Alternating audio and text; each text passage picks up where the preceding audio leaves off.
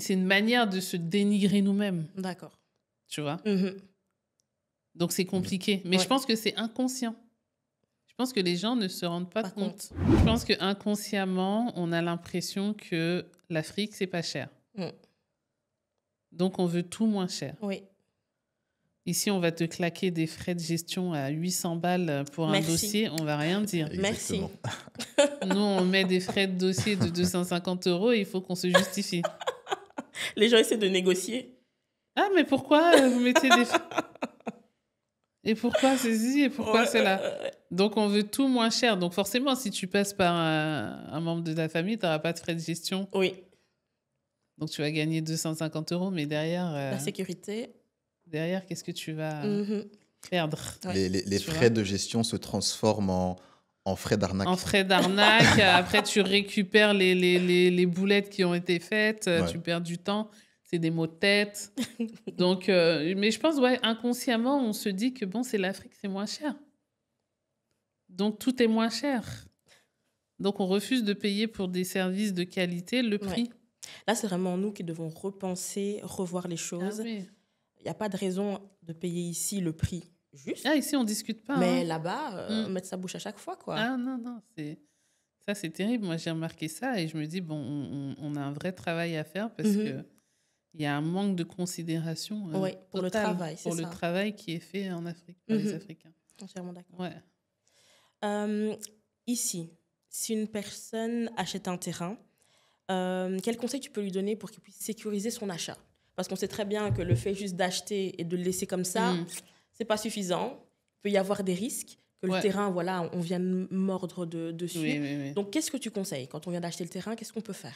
Bah, le minimum à faire, c'est de mettre au moins des onglettes, c'est-à-dire dans les angles, D'accord. des briques dans les angles Mhm. qui délimitent bien justement la surface du terrain, D'accord. avec un panneau au milieu qui Mhm. va indiquer que ce terrain, il appartient déjà à quelqu'un. D'accord. Après, le mieux, c'est de clôturer. Mhm.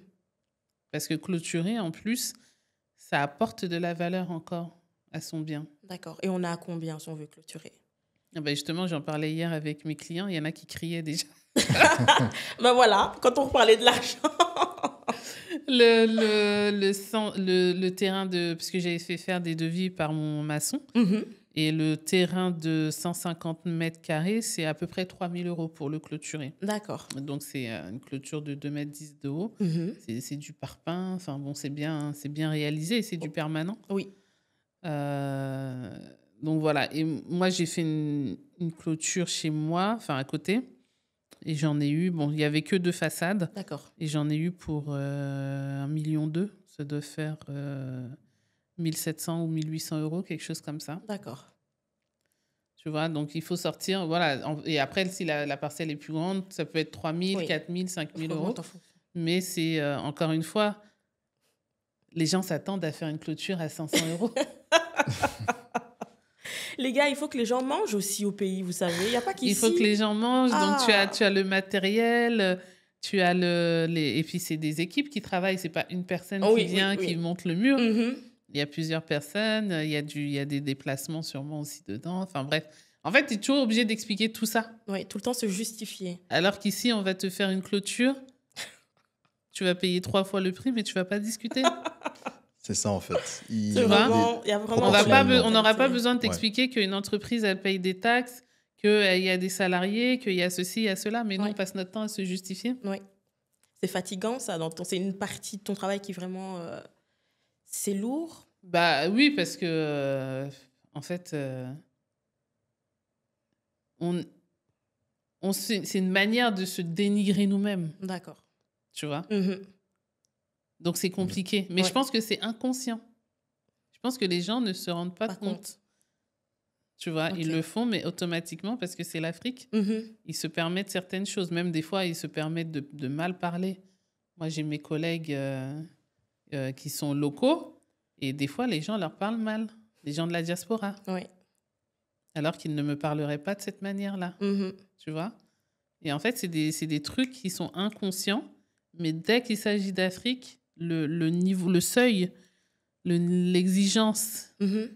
descend d'un Ouais. cran. Tu vois. Ça, je trouve ça vraiment... c'est triste. Mhm. Parce que qu'est-ce que ça dit de nous, en fait?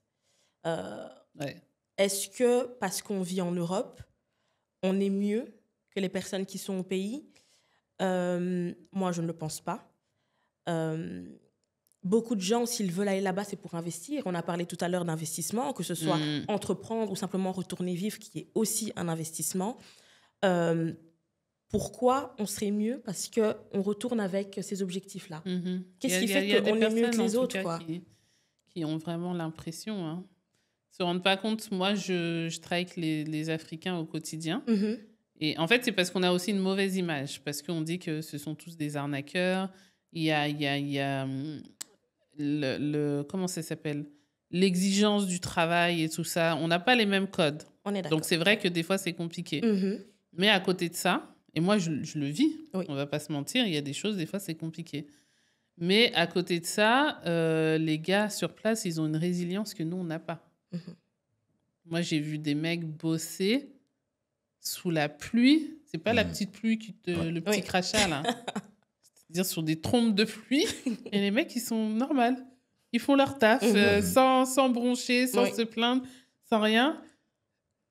Et enfin, on se rend pas compte. De ce que Mais ça- ils ont beaucoup plus de résilience que nous, Mhm. de résistance que nous. Oui. Et quand tu tombes sur les bonnes personnes, elles te font un travail extraordinaire. Oui. Il y a beaucoup de créativité parce que les gens travaillent avec peu de moyens. Oui. Donc, ils sont très créatifs. Mhm. Et encore une fois, il y a vraiment le respect de la hiérarchie, le respect des aînés. Mhm. Tout ça qui font que aussi, le travail est différent. D'accord. Tu vois? Et ça, ce sont des choses très positives, mais on n'en parle pas souvent. Mm. On va plutôt parler des retards, des absences, parce que dès qu'il y a un décès, et il y en a souvent, absence. Dès qu'il y a un baptême, absence. Oui. Et ça, c'est des réalités aussi. Mhm. Mais il faut aussi parler des choses qui Des sont côtés à positifs. côté Ouais. positives et dont on se rend pas... Mais ça, c'est des choses, peut-être, on s'en rend pas compte quand on est de l'extérieur. Mhm. On voit que les choses C'est négatives. ça. C'est quand on est vraiment baigné dedans qu'on voit peut-être ce genre de choses-là. Moi, ma maison, quasiment tout, c'est du sur-mesure. D'accord. Les mecs, ils ont une créativité folle. Et ça, pour le coup, ici, les artisans sont très bons aussi. Oui. Mais je te jure que là-bas, ils travaillent aussi bien, voire mieux, avec très peu de moyens. D'accord.